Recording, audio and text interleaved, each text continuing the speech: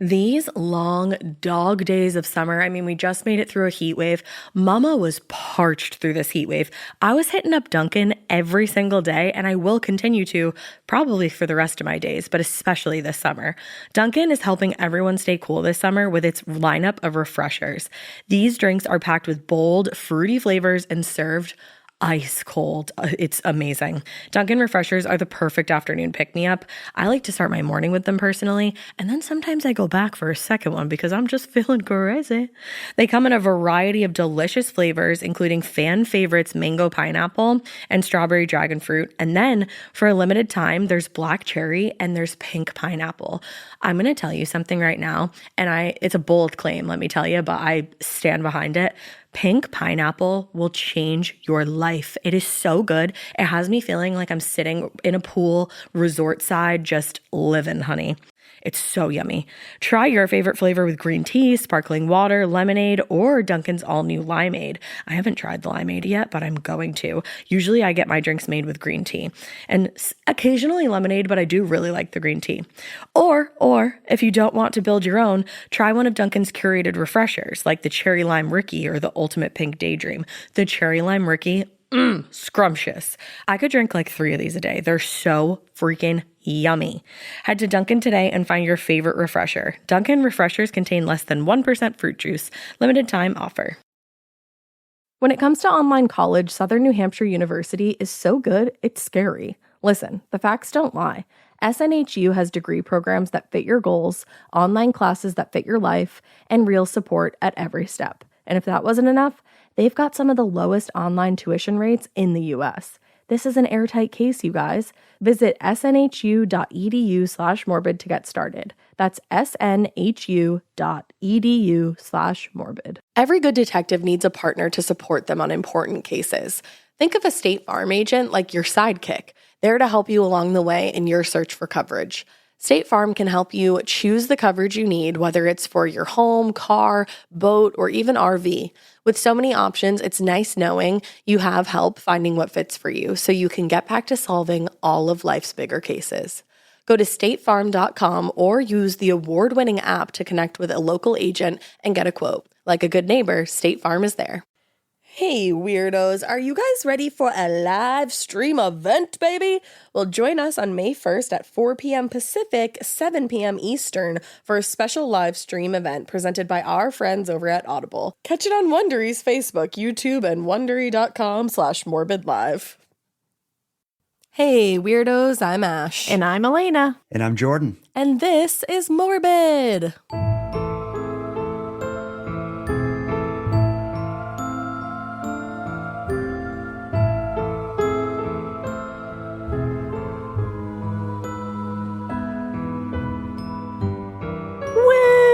Special episode with Jordan of the Nighttime Podcast. I'm happy to be here.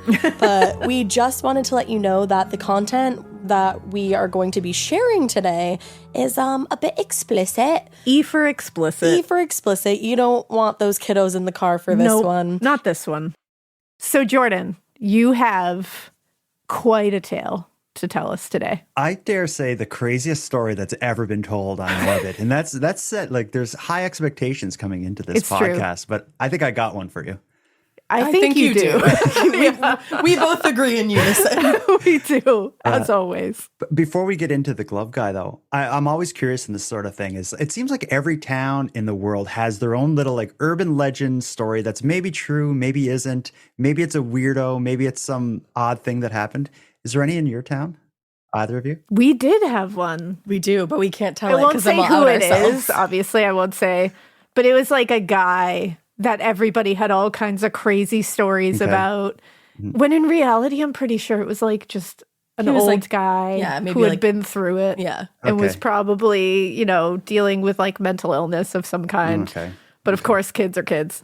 But people used to ring his doorbell and like beep when they went by his house and all that. And it's actually kind of sad now that I think about it. Well, that took a dark turn. And I think if it was 300 years ago, they would be labeled like a witch or some crazy thing like that. Oh, yeah. But now it's a whole different vibe. And that's kind of the way I see the story of the glove guy. So I live in Halifax, Nova Scotia, which is a city on the east coast of Canada. I kind of describe it as like, I don't know, like Boston's like younger, tamer, smaller brother who grew up with like, spoiled. Love that. Yeah. It's a university city. It's a great place to be.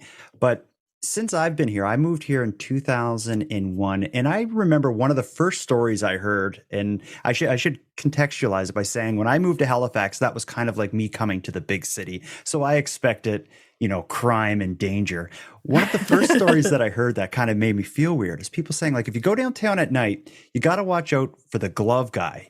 And I thought, the glove guy, like, what is that? That sounds ominous as hell. It does sound ominous as hell. And the story that I was told was simply, it was this man who drove around downtown late at night looking to pick up men as a way to like engage in some kind of like leather glove fetish this guy had. Okay. And I thought, this sounds weird. It's probably not true. It's probably some kind of like old wives' tale to scare people out of hitchhiking or something like that. Yep.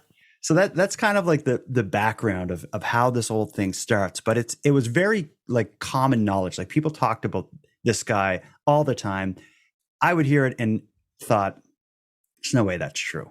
Someone would have arrested him. So I don't know if you use Reddit, but in Halifax, there's like a group on Reddit that is all about like Halifax news and Halifax lifestyle.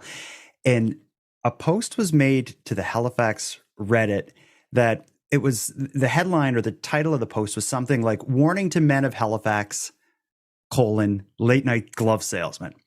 And this post immediately blew up. And I think to this day, it is like the most commented on and upvoted post in the history of the Halifax based wow. Reddit. Oh my God. So, yeah. And it's a man explaining his encounter with the glove guy. And I read it and I thought like, wow, like this guy sounds really believable. But it wasn't this poster that convinced me the whole story was true. It was the comments underneath. It was one person after another recounting like the exact same story with all of the same elements in it, to the point that it almost seems like it was just the same guy telling the story, 40 different ways using slight changes. In fact, one of the people underneath it, one of the comments that stood out to me said, they're addressing the person who made the post. They said, "I didn't believe you until I read the 14th identical comment here." So, there's no way that this is just people making this up. Yeah. So now's our chance to get initiated into him. So rather than read you this post, I did a series of episodes about the glove guy. And one of the first people I reached out to was the guy who made this post. And he told me the story in a little more detail than what he posted on Reddit. So I have a couple stories I'll share as we go, and they're going to kind of ramp up in intensity. So let's start light with the story that kind of opened my eyes to like, oh shit, this is real. Oh shit, this is actually happening. We're all adults here. Do we have any rules about bad language? No. Never. Sexuality? Never. No. Okay, Never. good. Well, buckle up. So here comes this guy. We'll call this guy the Reddit guy. Okay, so my experience with the glove guy, it was probably 2 a.m, end of the night out. I was walking home on my own, and I was actually walking down towards like where the taxis kind of pull up, and this other guy pulls up kind of right next to me. Nice kind of looking car, black SUV, well-dressed guy, and he said, "Hey man, are you going somewhere? Do you need a lift?" My first thought, I wasn't even. I didn't feel alarmed at all. I was like, oh, sweet, this guy's just like running his own Uber service. Like, I'm into that. So I was like, yeah, man, like I'm heading this way. I'm just going out of town, and kind of said where I was going. And he said, yeah, hop in. I'm going that way. So I was like, okay, cool. So I got in the car, and I actually gave him $10. I was like, so you just kind of Uber around town on your own, do you? And he was like, yeah, man, I just like drive around picking people up and like give people rides at night. And I was like, okay, cool. So yeah, anyway, quite quickly as he was driving, he kind of said, so this is my deal. Like, I give people rides, and I also sell gloves. And, like, this is my thing, selling gloves. And I've got these great leather gloves. Like, do you drive? Do you need driving gloves? Like, all about the driving gloves. And he had, like, these gloves on himself. And I was kind of like, okay, this guy's kind of quirky, but whatever. Seems like a friendly guy. so as he was driving me, he was like, yeah, just like try on my gloves here. And he reaches over into the back seat and he brings out this like briefcase almost of gloves, different sizes, different styles, leather gloves. And he said, yeah, this is my business. They're all handmade, like they're high quality driving gloves. Like, why don't you try some on? And I was like, okay, well, this guy's giving me a ride home, so I'll humor him and, just check out his glove business. And I'm not going to buy any gloves, but he was like, yeah, this is my biggest size. Like, you try these ones on. And I tried them on, and it was like the tightest thing I've ever had on, tight leather glove on my hand. And he just said, yeah, just like work it in and stretch it out, and you'll kind of, you'll get a feel for it. And I'm most of the way home by this point. I'm trying to like fit this glove on my hand, and he just says, yeah, just like pull down on the palm side of your hand and kind of stretch it out like this and kind of work your fingers. And so I start doing this, like trying to fit this glove on. I'm like, what is this guy talking about? Like, this glove is never going to fit me. And we're kind of pulling onto my road, and he's breathing like really heavily as I'm like trying to work this glove onto my hand. And quite quickly it just became apparent to me it was like getting something out of it, sexual. Like, he was really into me like putting this leather glove on. And at that point I was just like, okay, this is just weird as hell. Like, anyway, so I said, yeah, this is good, man. Like, thanks for the ride. I'm just gonna get out here. And I actually got out the car and like walked around the corner, like away from my house, and hid in like my neighbor's backyard until I saw him drive off. And he sat there for like a good 5 minutes before he drove off. But yeah, it was very like, it went from being this kind of a little bit weird, this guy's kind of quirky, he's selling me his gloves, whatever, to all of a sudden I was like, oh my God, he's like, I'm being victimized in a way. Like, he's getting something out of me trying this glove on. Like, he doesn't want me to buy this glove at all. He wants me to spank him with it or something, Anyway, I got out and I went home and I messaged my roommate. I was like, I think this guy kind of like took advantage of me last night almost, with these leather gloves. And she said, oh yeah, that's the glove guy. And I was just like, oh, so you know about this guy? Like, he's infamous kind of thing. And yeah, it turned out like she told me her friend had an interaction with him, and I looked it up online, and there was a few other Reddit posts about him, and I was just like, oh, this guy does this every night to random young men in Halifax and has been doing it for years. And yeah, there's just so many stories about this guy and all of the other weird stuff that he's done with people. So how are you both feeling? I also feel victimized. I have so many. First of all, that guy has a great voice. He does. First, let's get that out of the way right away. I love that. And two, like, I feel so bad that he's like, oh shit, like I was just victimized by someone. Like, that's gotta be such like a weird feeling that you're like, I didn't even realize it. Like, looking back on it. And that's kind of a theme that comes up throughout it. It's everybody, I think, since it's so weird and bizarre, and since it's targeting men, I think people are quick to like laugh it off and be like, oh, like the glove guy's crazy. I can't believe you saw him. But if that's scary. If this was the other way around, I think if it was a woman in the car, it would be on the news, the next day. 100%. And it should be treated the same. Like, it's still, because the thing is, it's like, dude, if you like watching guys put on leather gloves, like, just find consensual people who will be like, sure, I'll put on leather gloves for you. Like I'm sure someone will do that for you. Like, don't victimize people to get it done. Yeah, really.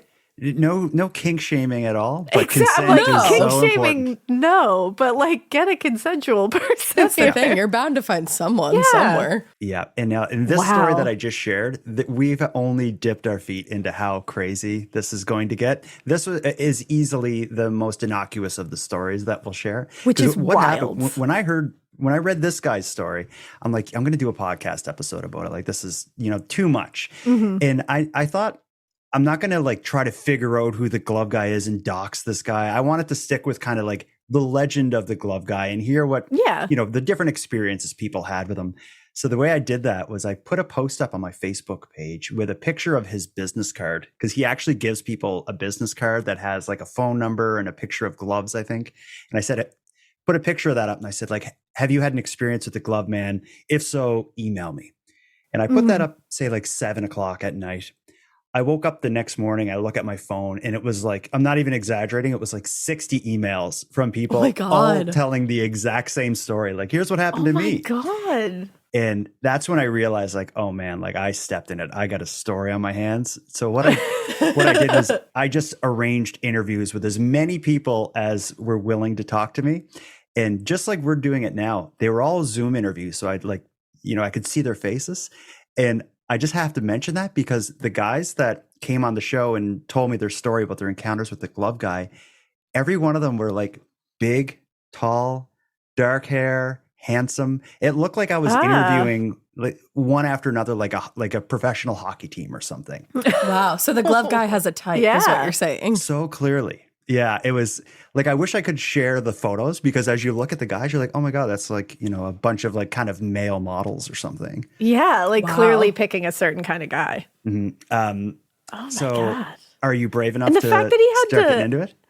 Yes, because I'm thinking like if that's tame, the fact that he had to like hide in somebody's yard to like, because he was so scared by it, and, like freaked out by it, that's so sad. And that's a tame experience? Yeah. Wow. I'm sure you both have had weird drives home from an odd cab or something. Have you ever had anything where you're like, Oh, yeah. don't drop me off at my house, like a couple doors down and I'm going to act like this is my house? I don't think I've ever had that, but I'm also a crazy person and I just like won't use Uber by myself.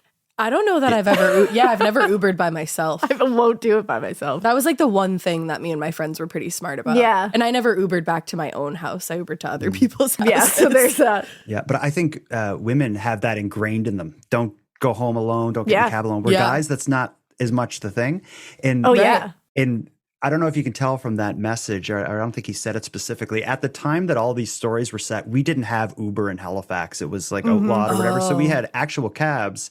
And we didn't have Uber, but a lot of people in Halifax, since it's a university city and there's a lot of tourists coming, they don't know that. So a lot of people that we'll hear from in this episode are people who believed he was maybe an Uber or some Uber-like service.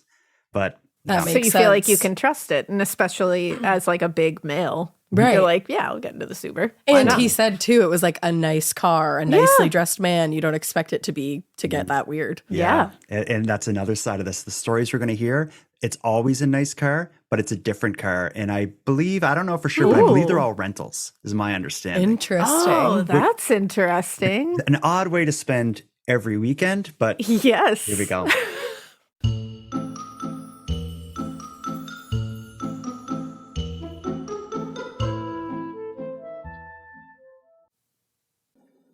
Getting paid twice a month doesn't mean money is scarce. It just feels that way. That feeling makes you do weird stuff, like putting things on a card you didn't need to. Earnin removes that feeling. With Earnin, you can access up to $150 per day of money you've already earned, plus up to $1,000 between paychecks. Standard transfers take 1 to 2 business days with no mandatory fees, and expedited transfers start at $3.99 and cap at $5.99. 5 million people are already on it, and honestly, it's wild it didn't exist sooner. Download Earnin on the App Store or Google Play, spelled like earning money without the G. Type in Morbid under podcast when you sign up. It'll really help the show. Earnin is a financial technology company, not a bank. Access limits are based on your earnings and risk factors. Standard cash outs take 1 to 2 business days with no mandatory fees. Expedited transfers available for a fee. Tips are voluntary and don't affect the service. Available in select states. Terms and restrictions apply. Visit earnin.com for full details.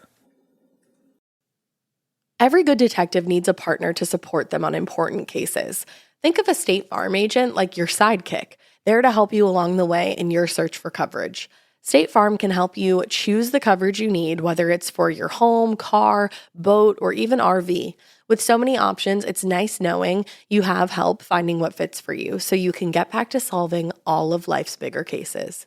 Go to statefarm.com or use the award-winning app to connect with a local agent and get a quote. Like a good neighbor, State Farm is there.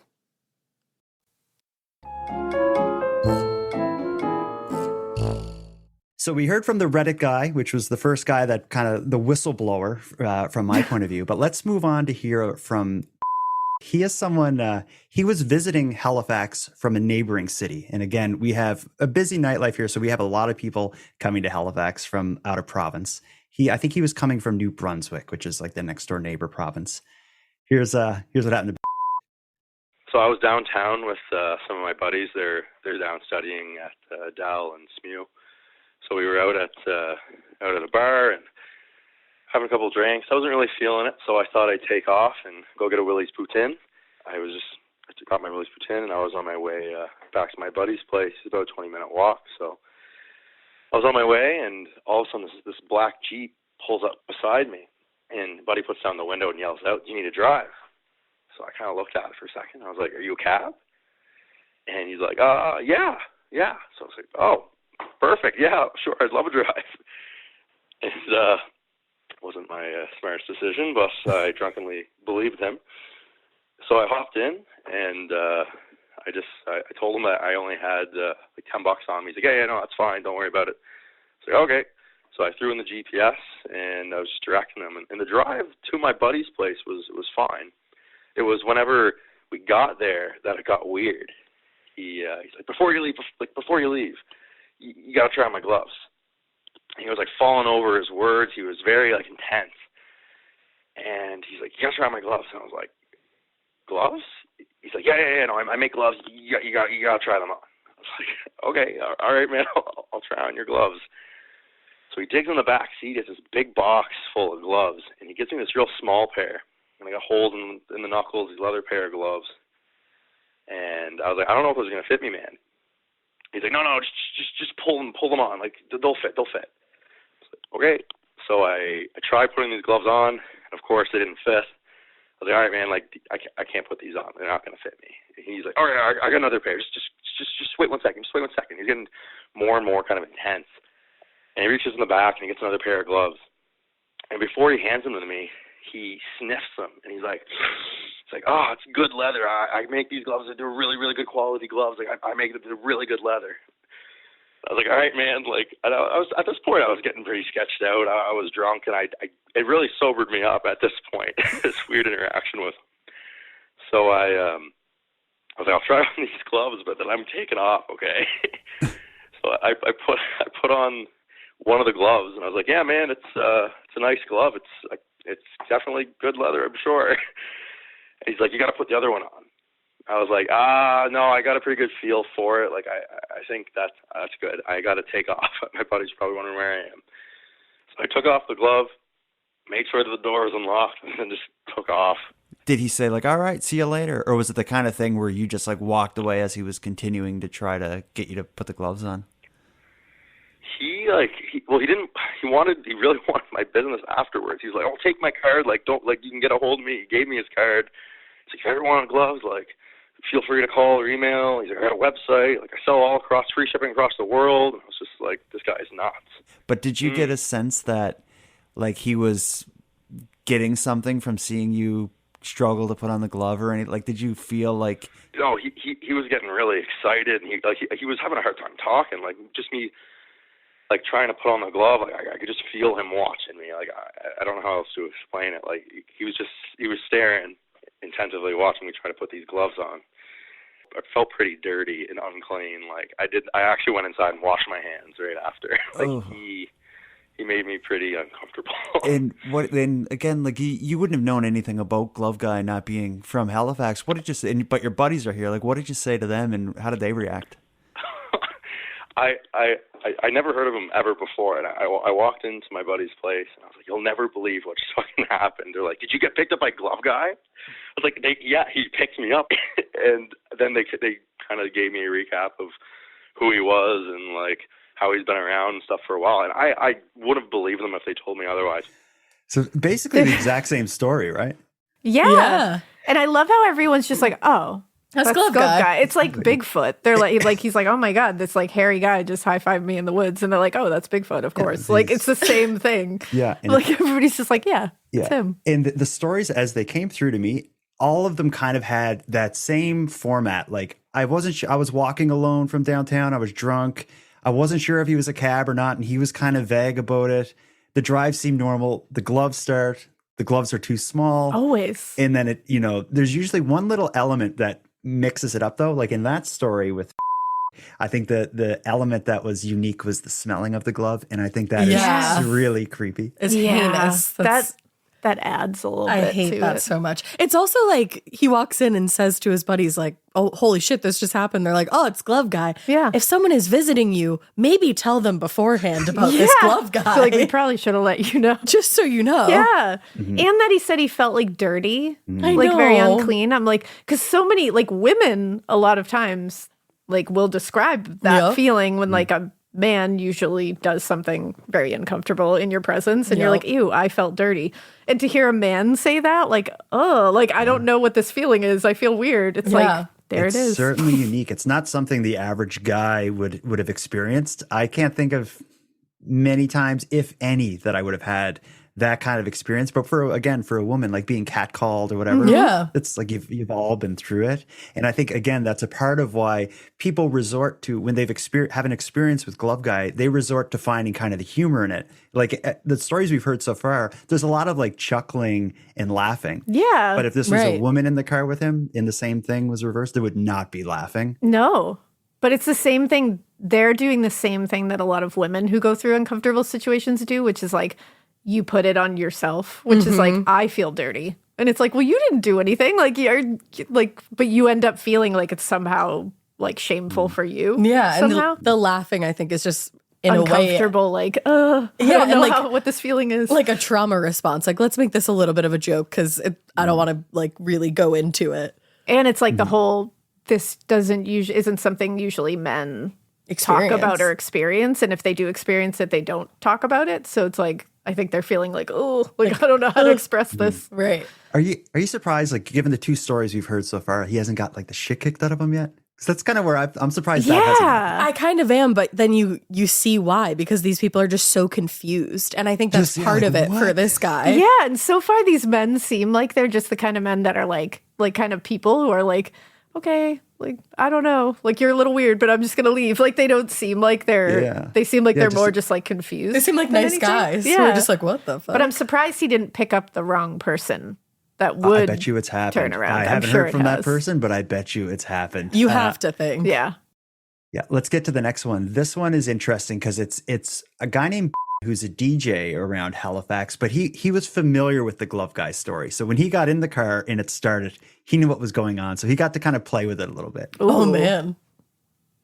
Well, it was after a drunken night downtown. And anyways, I was, me and my buddies, we all parted ways. So they went back to Dartmouth. And anyways, I was going to wait for a cab. Waiting for a cab. And then this guy pulls up. Just like, waiting for a cab? And I was like, yeah. And he's like, oh, I just got off work. I'll drive you. I was also, fairly intoxicated. But the way he said like that, I kind of assumed, oh, this guy is a cab driver, but maybe he took his light off or something. So I get in the cab or the car, and first I think this guy was really cool because he picked me up, and then I was like, I'll even give you some $20 or whatever. Mm-hmm. He's like, all right, cool. And then we get driving, and then he's just like, you like gloves? I was like, what? So then he opens up the glove compartment and pulls out a pair of gloves, and then it's just a light bulb kind of clicks. I'm like, wait a minute. Is this that glove guy, that weirdo that I seen the thing on, right? And I'm starting to think, holy shit, I'm in this guy's cab or his car. Like, I'm actually like in the same car as this guy. Like, this is the guy. So I pull out my phone and I actually start texting my friend. He looked like he was trying to peer at my phone, like trying to see what I was doing, right? So I kind of tilted it towards me, because then I'm really getting kind of weirded out at this point, right? He's like, "Oh, you're probably trying to Google me, aren't you?" I was like, "No." I'm like, I don't got data, so I couldn't even do that. And it's like, okay, this is weird. This guy is a weirdo. Anyway, so we start driving, and I was going up to. At this point, I lived in Clayton Park. Mm-hmm. So I was going to get him to just take me to the bank up at Clayton Park there by the McDonald's. Anyways, he starts going these weird directions that, like, almost the complete opposite direction of where I was going. And then he pulls over. I'm like, okay, what is going on? Like, I'm kind of freaking out a little bit. Mm-hmm. He's like, don't worry, I'm going to get you home. But first, just try on these gloves. I'm just like, you know what? I'm just going to go with this guy.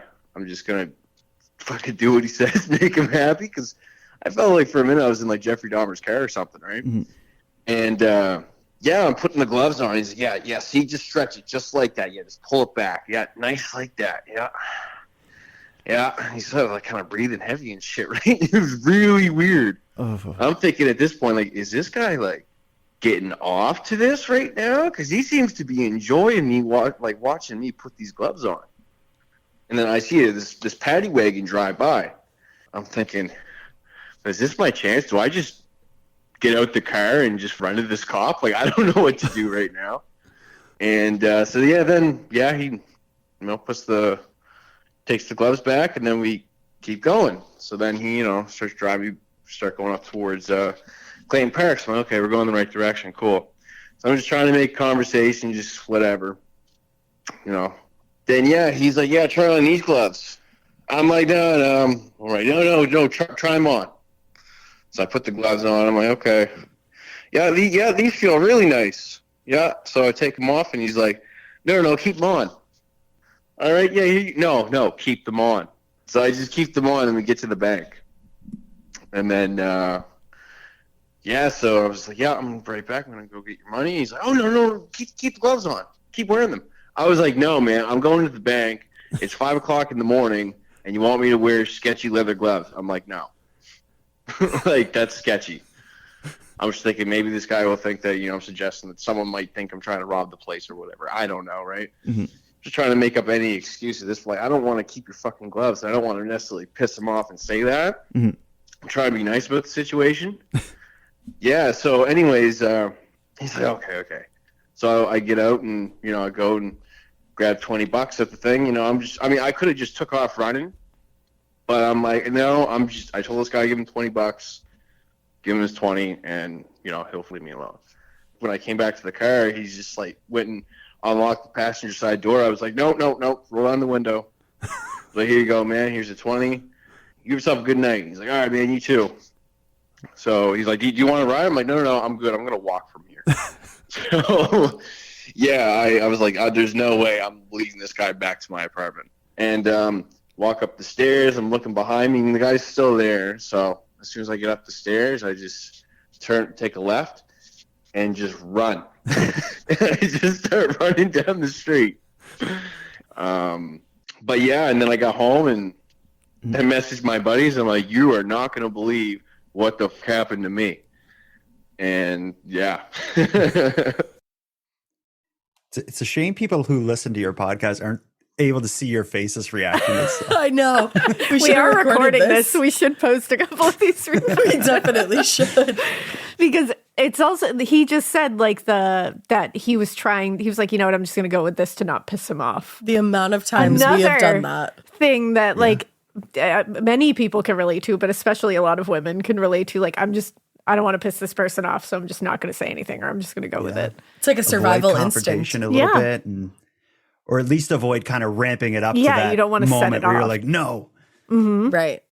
And when he said, do you like gloves? I was like, I just want somebody to be like, no. I actually hate gloves. No interest in gloves. I actually, Like, I have severe trauma from gloves. I don't want to look at them. Like, now all of those people have severe trauma from gloves. Like, After that, I can't even look at leather gloves after this, let alone like the idea of like thin, small ones that you really need to work your hand in. Like, that is disgusting to me. My God. No, that's so... I have such a good pair of nice leather gloves, too, that I was wearing all day yesterday because it's so cold here. Well, yeah, because they're so fashionable. Yeah, and they look good. Now I'm going to look at them different. You are going to look at them different, but they're not tainted, though. They're not yet. No, these are different gloves altogether with a lot of different kind of meaning behind the size and fit, it seems. And that's what I was picturing, driving gloves. Yeah. That's what I was picturing before he even said it. Does he actually have a website that you've stumbled across, or is that just he does? He did. It was a very like rudimentary, basic website with a lot of photos of different pairs of gloves that it seems like he's made them all, which is a very kind of Freddy Krueger kind of thing to do. Yeah. A skill, but... And he had a business card that he gave out. There was a YouTube channel, and the YouTube channel, I don't believe it's still up, but it is one of the eeriest things. Imagine a still camera. This is from a horror movie. Imagine a still camera on a tripod just pointed at a blank wall, a man with sunglasses on and a leather jacket walks up to the camera and dangles a pair of gloves in front of the camera, pulls them on tight, and then just fist into palm, pulls them off and puts another pair on, emotionless. And it is some of the creepiest stuff ever. What the fuck? Why isn't that a horror movie? And why fist to palm? Why? I think just to feel the crack of leather. Yeah, I was going to say it's something about the feeling, definitely, or the sound. Or I hate it so much. Okay. Ooh.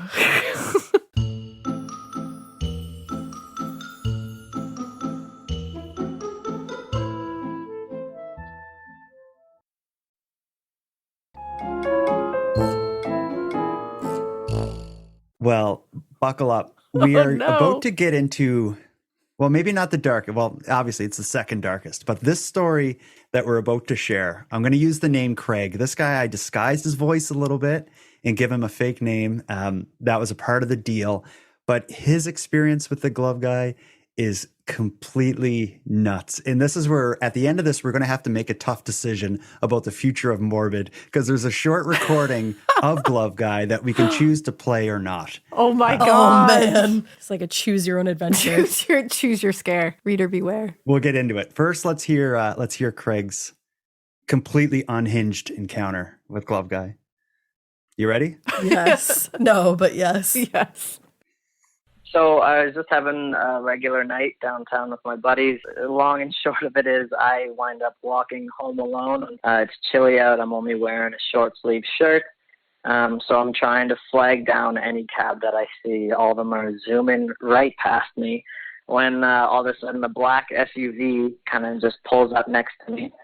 And I just hear this kind of low, nasally voice just kind of say, yeah, you're looking for a drive? And I look, and it looks like a pretty nice car. It's a well-dressed guy, and I'm trying to kind of calculate what's going on here. He doesn't have the taxi thing on top of his car, but I assumed he was some kind of Uber service, and I think he could see me kind of weighing these options. So eventually he just says, where are you going? And I just tell him I'm going to X place, to which he says, I'm going in that direction anyways. So that's kind of a red flag right there. At the same time, it's cold out. I'm wearing a T-shirt. I'm pretty hammered, so I hit the fuck it button for better or for worse. And I hop in the car. One of the first things I notice in the car is that he's wearing a pair of leather gloves in June, and he has them on the wheel, and that seemed a little weird to me. The first thing he does when I buckle up my seatbelt is open the glove compartment, at which point, God. This part of the show is brought to you by Anua, the Korean skincare brand known for scientific, gentle, yet effective formulations. The latest from Anua is the Retinol Collagen Gua Sha Cream, a firming cream with a gua sha-shaped tip built right in. Have you guys heard of gua sha? It's that viral massage tool that moves fluid and tension out of your face. Less puffiness, a snatched jawline, honey, more definition in your face.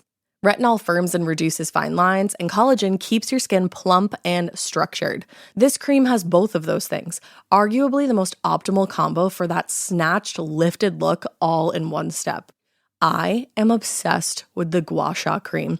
First of all, it feels so cool to the touch. When you put that on your face, it's just like, this is lovely. It's like a little spa treatment that you can give yourself. I like to do mine at night after I get out of the shower. I rub the cream on my face with the little Gua Sha.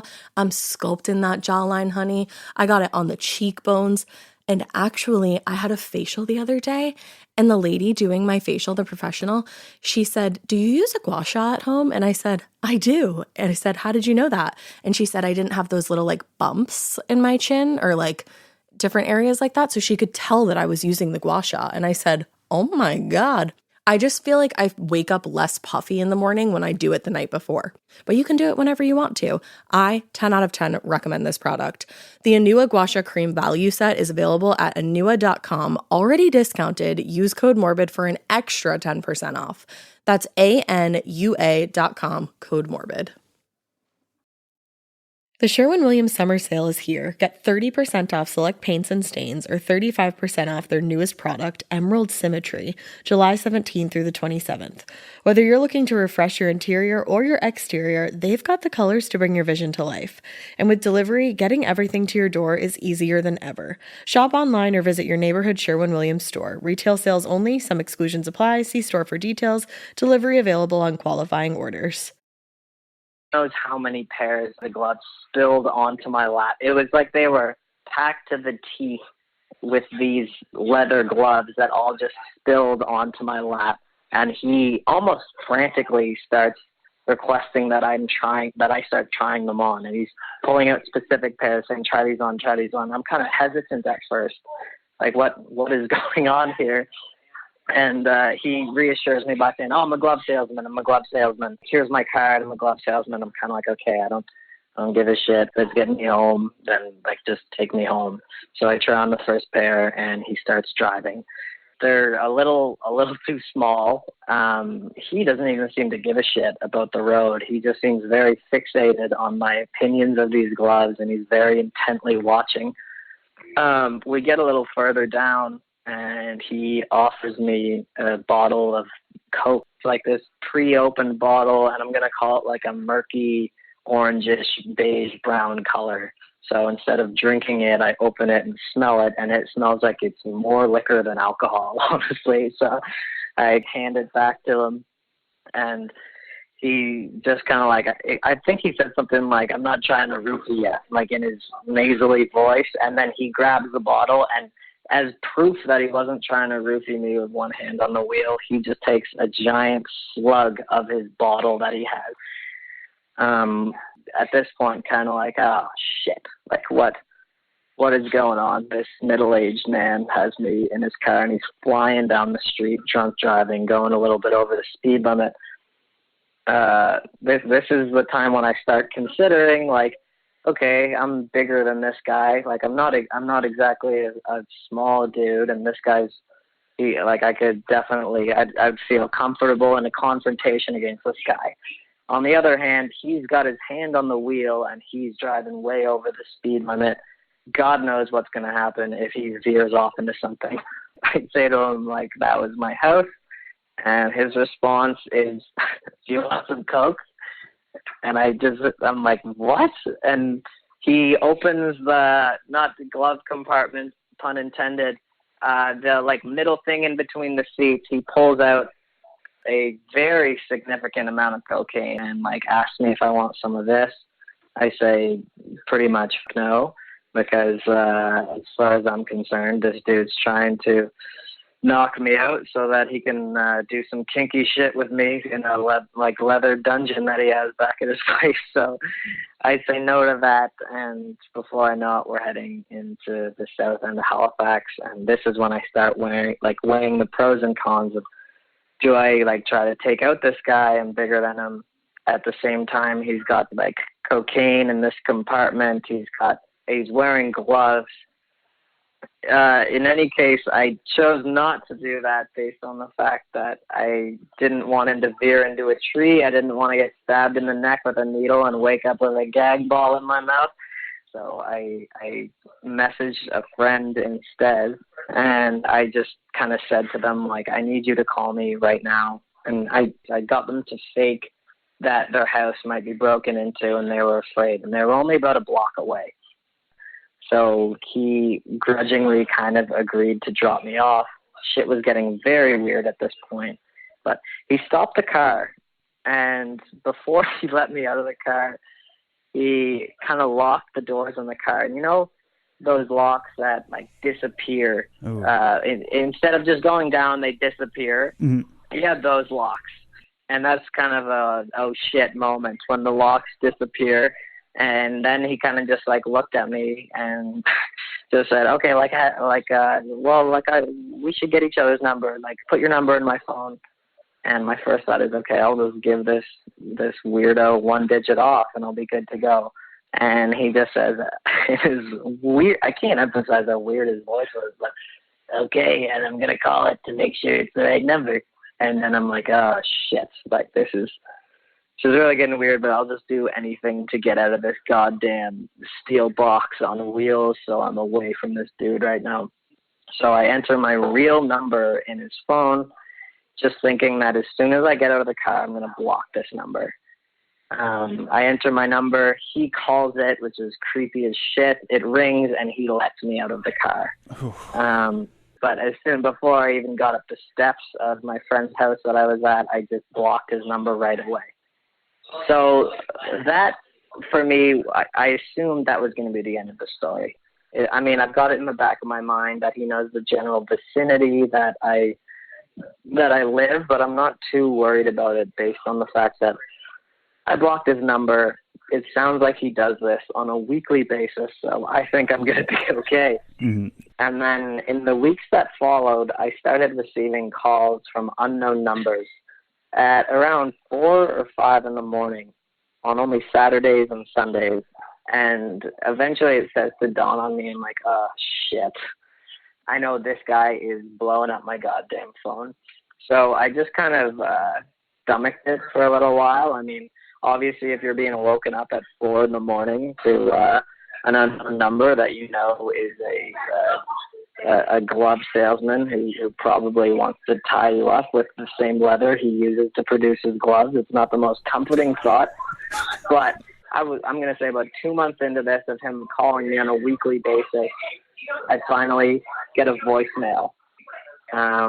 Against my better judgment, I listened to the voicemail, and what I heard was kind of just the most vile, grotesque thing I've ever heard, all directed at me.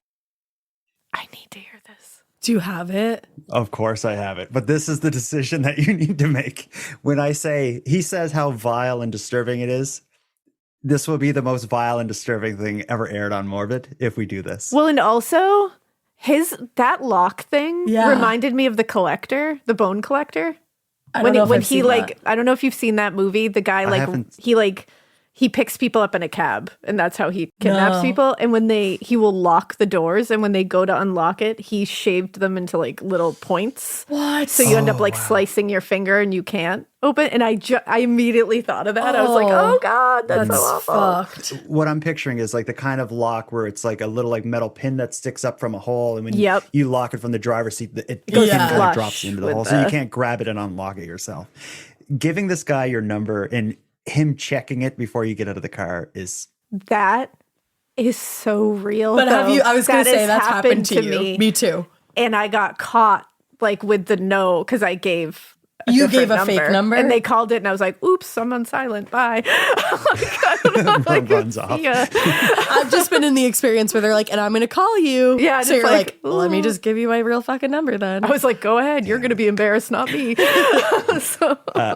I will tell you that this guy did go on to change his number as a result of this whole spectacle. But that's awful that he had to do that. We're beating around the bush. You want to do it? I'm so scared, but yes. Here we go. I'm so scared. What if we're just like, oh yeah, people have said that to us before. What if we listen to it? We're like, that wasn't that bad. All right. Here it comes.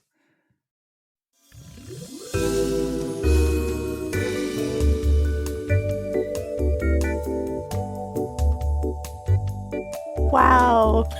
I'm never going to be invited back, am I? Because I genuinely because the way these men are relaying these stories is doing it in a way, like a humorous way. Like they're trying to be like, what the fuck? Like this guy has a significant amount of coke. And it's like, there's this being funny.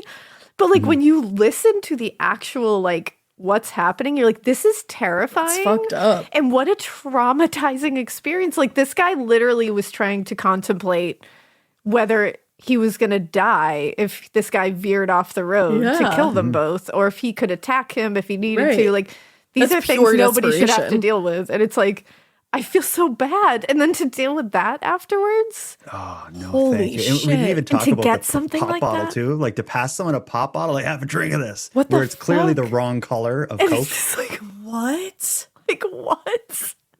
And then just be like, you want some Coke? And just Wait, did you just say that wasn't the darkest one?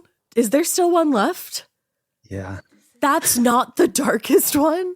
This is so, I feel there's so this bad. whole other story that happened, because what went on is I initially planned to do an episode called The Legend of the Glove Guy, which told these stories of people who had experiences with him and I was making a point to not name his business or give his name or anything like the glove guy himself. And I just kept it about kind of the urban legend that surrounds him and, you know, what people have experienced and what stories are told. So I released my first episode, and to say all hell broke loose was a complete understatement. Glove Guy found out about my episode, and he absolutely did not appreciate the exposure of what he was doing. He was sending me and a bunch of other people like these unhinged messages, emails in all caps, run-on sentences. And one of the people he reached out to, it seems, was CBC, which is like our Canadian, like our biggest news company in Canada, the Canadian Broadcast Corporation. He seemed to have contacted them in some way to let them know that like this whole thing happened with some podcast who spout out lies about him. And he seemed to tell them that, but I'm suing them, or I sued them and now I own the podcast. So it quickly turned into this kind of like him claiming ownership of the podcast and him writing me messages like asking me to stop using the name Nighttime because he owned it now. And I just kind of ignored it.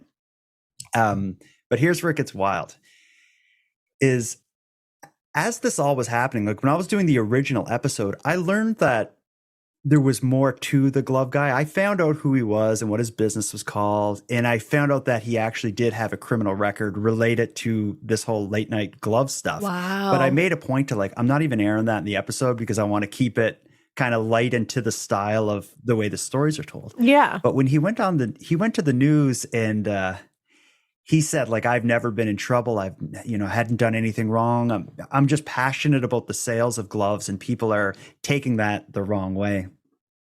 What he did to me as a way of, I don't know, to get back at me or something, is he started putting registrations for the name The Nighttime Podcast in different government directories as a way to claim ownership, or at least look like he actually owns the podcast.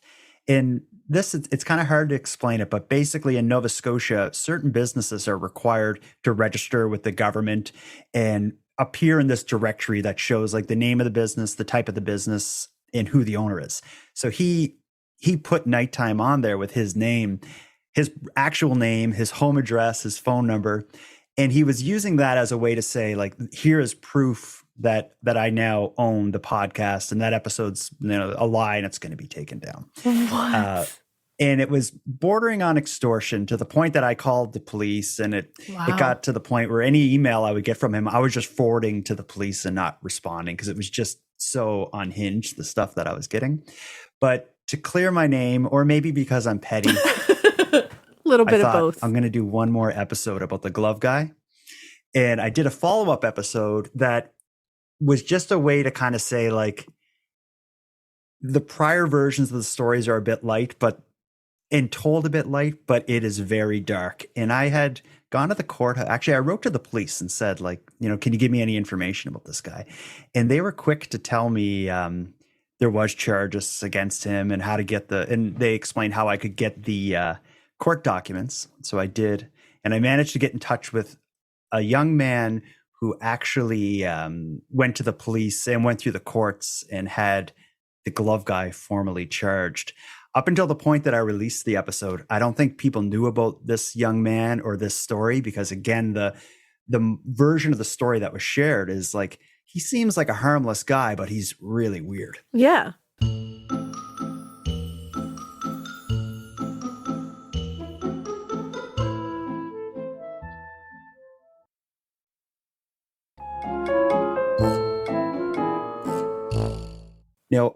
I won't play you the whole telling of the story by this guy named, but I'll get kind of the main part that explains what actually happened. But him and I did a full episode together, so the actual conversation's like a half hour or so. But this will explain to you how far it actually went with who was a young man in Halifax, was, according to him, extremely inebriated, leaving downtown. The same story plays out. He's waiting for a cab, couldn't find one. Someone pulls up and offers him a ride, and he assumes it's a cab and gets in. Oh no. But along the way, here's where it goes. And this is the darkest one. Oh, no. And I got And before I play it, I will say as well, you'll notice immediately a difference in tone. The other people are like kind of light and laughing. This guy, his voice is shaking and you'll hear it. Oh. Yeah. and I got on the drive just past my house. And I took off the gloves, and I was just about to get out. And he's like, "Hey, can you 100% make sure like these are the gloves you want?" I was like, "I just tried them on." He said, "Well, just work them in a little bit more. Make sure those are the gloves you like." So I was like, "Okay, whatever. I'll do it one last time. Done. Go home and sleep." So you were feeling pretty weird by now, I guess. Yeah, I felt like he kind of came off like he was trying to hit on me, and at the same time, really trying to get me to either, work in these gloves to the point where I'm going to rip them, or he just really wants me to buy these gloves and work them in. Okay. So I got him pull about 4 or 5 houses past mine because I don't like strangers knowing where I live. Yeah. So when you got pulled, I'm making sure you try on the glove. So I got the glove again. I put it on, and I'm working it on. I'm stretching the glove, and I was doing this for about 10, maybe 15 minutes before I finally looked over, and I was really trying to focus in on what he was doing, and I just remember him leaning back, and I just remember seeing his penis was out, and he was jerking it. Oh. As soon as I seen that, I took off the glove, I opened up the door, I shut it, and I ran through. Getting scared is one thing. Getting a thrill is, well, you want more of those in your life. The Genesis GV70 is built to thrill, baby. A thrilling yet elegant design always makes driving the GV70 an exciting adventure. Its powerful athletic stance screams performance and turns heads. Everybody's looking at you, girl, or boy, or whoever. Command the road and experience a class-leading standard 300 horsepower. Oh my God. Plus, discover the different dynamic drive modes for all different terrains. Choose between the different terrain modes for whatever road conditions you may encounter. The Genesis GV70's award-winning technology and performance lets you drive with comfort and drive with confidence all at the same time. It's an exciting SUV with intuitive tech that can make your ride smooth even when the road isn't. And its blind spot cameras allow you to see what's next to you. It's like having eyes on the side of your head. That's pretty iconic. Its performance, by the way, is measured not only in power, but in how it makes you feel confident, sexy. The Genesis GV70. Learn more at genesis.com and feel the GV70. The best summer pieces are the ones you end up wearing on repeat. Comfortable, versatile, and somehow right for almost every occasion. Quince makes it easy to create a summer wardrobe that you'll love, with elevated essentials made from premium materials like European linen, organic cotton, and washable silk, without the traditional retail markup. I love that! Quince's 100% European linen pants, dresses, and tops are the pieces that you absolutely will reach for all summer long. I absolutely love their linen. I have so many pairs of their linen pants, which you can dress up or you can dress down in the summer. Like, say you're going to a nice dinner, you can pair it with like a silk shirt, a really cute necklace, some good, makeup and an updo. Or if you're just looking for a more casual look, you can do the linen pants with like a loose button-up shirt and you still look really chic, kind of like, I don't know, Diane Keaton vibes, I kind of think. Also, it's not just apparel. Quince also offers elevated essentials for your home, from bedding and bath to kitchen essentials and furniture. They have it all, honey. I am a big lover of Quince, and I really do think you will be too. Make your summer wardrobe feel easier. Go to quince.com/morbid for free shipping on your order and 365-day returns. Now available in Canada too. That's QUINCE.com/morbid for free shipping and 365-day returns. Quince.com/morbid. My neighbor's yard, and I cut back to my house. So you just took off right away? Yeah. Oh, wow, that God. Escalated. Yeah. That poor kid. Like, so clearly the difference in style of telling the story. Oh, it's such an immediate difference. Because that is such an escalation. Like, the other ones were like, yeah, he seemed like he was getting a little, like, flushed and breathing heavy and, like, a little excited. But that is, like... That's on another level. Yeah, this guy that we just heard from, he went to the police and actually had the actual glove guy charged, and the glove guy pled guilty to, I think it was like indecent exposure was the charge against him. As far as I know, that was the only time he was charged in relation to like this actual activity. Related to the gloves. But it's no surprise. Like when I knew that story and I'd heard that story early on, and I was like, I don't want to go there because it's like it changes kind of the nature of the whole thing. Yeah, it gets real dark. When I did my second follow-up episode, I put that out as a way to, I guess, show that, for one, I wasn't just targeting this local guy with a fetish, but also to show how serious it actually is. And oh my gosh. yeah, and I think most of them are, although like I think with some of the earlier stories, if someone is just kind of vaguely kidnapping you in their car and forcing these gloves on you, I don't know if there's actually a crime there, but it's so close. It's so close. Because you'd think it's like almost like imprisonment in some way, like almost a kidnapping thing, because it's like he's not taking you where he said he would take you. Right. Yeah. So you almost are like, oh, it's walking just that line. tiptoeing right across the line. Yeah. Now, I will say, like, we've heard here probably, I don't know, like 5 or 6 stories. I probably had, at the time that I did my 2 episodes, I probably had 30 of them. Wow. And I still get them to this day. I did those episodes almost 2 years ago. I think I got one 3 weeks ago. Wow. Someone was sending me, like, I do this series of episodes that we call Creep Encounters. And it's not specific to Glove Guy. It's just people sharing stories of encountering a creep. And I just happened to get one of the Creep Encounter stories last week or 2 weeks ago. It was clearly someone telling me the story about an encounter with Glove Guy. So it's and these are recent encounters. Like he's still out there doing this. It seems it, yeah. I don't know for sure, but it seems like I have ones from probably a year or so ago. I haven't heard anything very much lately. I've heard rumors that he left Halifax. I don't know if that's true. I don't want to run into him, and I certainly don't want to find out. No. So you're just like, you know what? Whatever. But I'll tell you, but we now have Uber in Halifax. It's allowed now, so maybe that put him out of business. Oh, maybe. One would hope. Because again, every one of those stories, they seem to be like, maybe he's Uber. I don't know. Yeah, and it's that like weird up in the air. Right. Yeah. Like they're not a taxi. In the time that a lot of these stories took place in Halifax, since we didn't have Uber and we have a ton of students and a lot of bars and stuff, when you get out of a nightclub at 2 in the morning, it's really hard to get a cab. You're waiting around and roaming around. So it would have been such an easy way to prey on, to get someone in your car. That's like the easiest time to do it. Right. But now with Uber and stuff in Halifax, it's probably not as easy. And it's like, that these people are coming out inebriated, likely. Right. So they're not going to be in their best decision-making moment. Yeah. Every one of them had been drinking that we talked to, or heard from. Everyone was drinking. Everyone was alone. And everyone just needed to drive home and ended up getting in a situation where they're like, I'm not going to push it with this guy, but when I get the right chance, I'm going to get out of here. He picked the most vulnerable place, and like victim, essentially. It's so weird, though, that he was so confident that these guys weren't going to attack him. Yeah. Because like you said, these are like bigger guys. Yeah. Every one of them would have been people where I would have thought like, and I'm not a small guy, but all of these were people where I would have thought like, this is not someone I'm going to try to force my weird fetish on. Yeah. Right. Oh. But I guess when you have a captive audience in your car, it's a whole different thing. And whatever else is going on with this guy. Right. If you had have not heard the different stories told, if you had just heard there's this guy driving around trying to get people to get gloves on, would you believe it? Honestly, at this point in life, yes. Right now. Yeah. Here, yes. Like 5 years ago, no.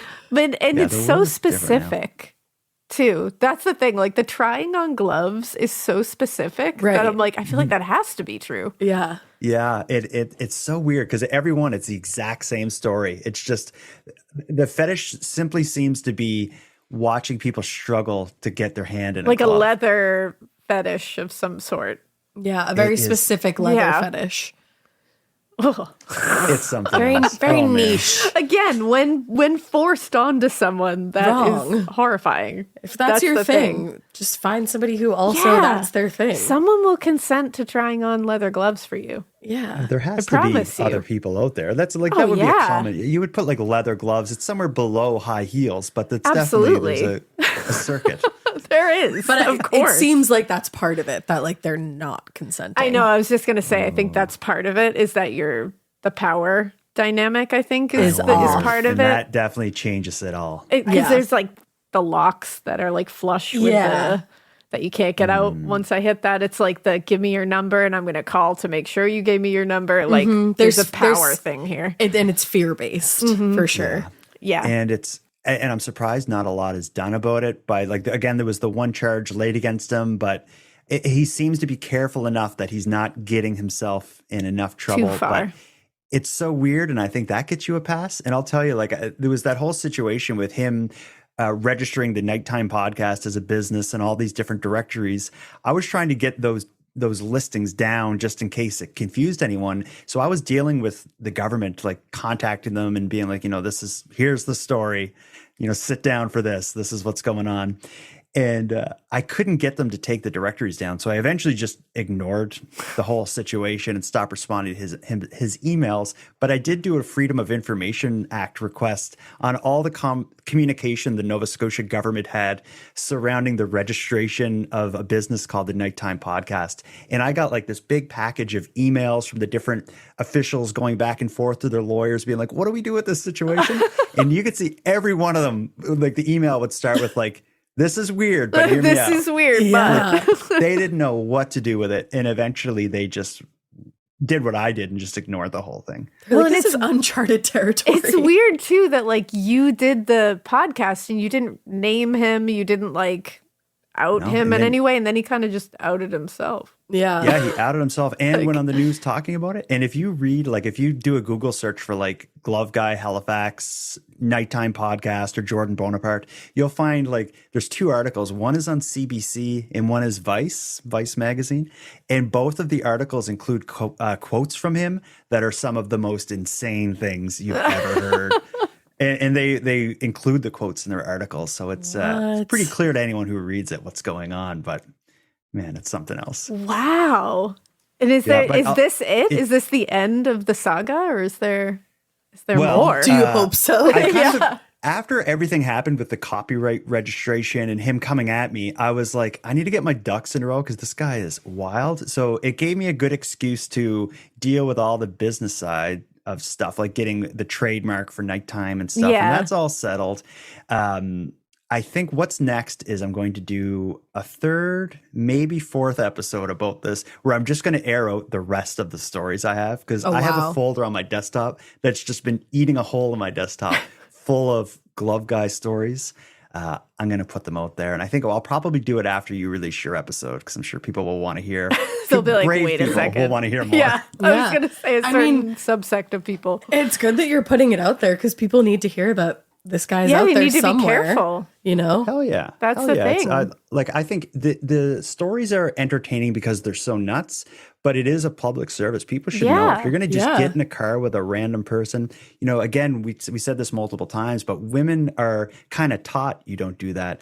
Men, not so much. Right. And yeah, maybe it's a wake-up call. Yeah, just humans in so general. different. Don't get in a car with someone you don't know. Truly, because here, like we said before, like hearing their thoughts after the experience is so like, I'm like, we get it. Like, I'm just like, we get that. Like, that's exactly your thoughts after a weird experience. Yeah. And like, don't I know blame you guys yourself. You do like kind of listener stories where listeners share. It's often like supernatural and stuff. But have you ever had anything like this? Not like this. We get some listeners who are like, I shouldn't have gotten in a car like that night. I always feel bad because they blame themselves at the end. They're always like, I was stupid. I shouldn't have done that. And it's like, well, it sucks that the world is like this and that you can't do that, but it's not your fault. Most of us have been there where you're like, shit, probably shouldn't have done that. But nothing like Glove Guy. No, I've Haven't never heard of this. heard a story It's like so Glove unique, Guy. but it could be a horror movie. And Alaina, I know you're right into horror. This could easily be adapted to a horror movie. I can imagine the scene at the beginning where he's stitching the gloves. Yes, with the sunglasses. And pulling the leather and everything. Like, you can just see this whole scene. And the sunglasses and the setting up the camera. Yeah, yes. I hate it. So, yeah, it's cinematic, the whole thing. Yeah. I feel bad for the people who got in the car with him. But Me again, too. they all seem to be taking it in stride. Everyone except one of the guys we heard from was able to laugh at it when they got out. Which hopefully they're able to like just be like, that was a weird moment in life. Yeah, that poor last, I mean, poor all of them, but that poor last guy, he really went through it. Yeah. Yeah, I did that interview with him in person, and it was like I've interviewed like sex assault victims in the past or victims of sex trafficking, and his like the way he presented and the way he told the story was just like the other stories that I heard from people who were, one I can think of particularly I talked to on my show that was a victim of child sex trafficking. Oh, wow. And the way she described the story, it was with the same kind of flow and emotion that he told his. So there's no doubt in my mind that it's traumatized that guy. Yeah. How couldn't it? Like, that's so disturbing. Because there doesn't need to be like contact. It's For like it this to be guy a sexual assault. Yeah. That's so traumatizing. Absolutely. Yeah. Wow. Okay. Wow. What a story, Jordan. I don't know how to recover from this one. Well, I think I'm the opposite of like the Halifax tourism person. Because I just come on every couple of years and remind morbid listeners that it's By really the way, crazy here. hey everybody, news from Canada. Last time I was on, we did Lindsay Suvanaroth, the American woman who tried to commit the mass shooting in Halifax. Yep. Who is eligible for parole in about 1 year from now. Yeah. So for people who've heard that story, buckle up. Oh man. That's another one. That's just I know, nuts. that's another scary one. Yeah, Jordan, you have wild stories. You do. But we're always down to hear them. But that's why we welcome you back all exactly. the time. And again, Soon. you're welcome anytime. Yeah, you're perfect for morbid. You are. Definitely a weirdo. Yeah. Yeah. You absolutely are. You fit the bill. Well, and everybody I'm go happy that listen you to had me. Nighttime. I appreciate it so much and hope to do it again soon. And I hope to have you both on my show soon. Yeah. we would love to. That'd be fun. Let's do it. In the meantime, go listen to Nighttime. And we hope you keep listening. And we hope you Keep it weird. But not so weird as the glove guy. That's not weird. That's a if there different was level. consent, it would be weird. Yeah. Without consent, it's just wrong. It's just wrong. Yeah. Exactly. Perfect way to put that. Wow.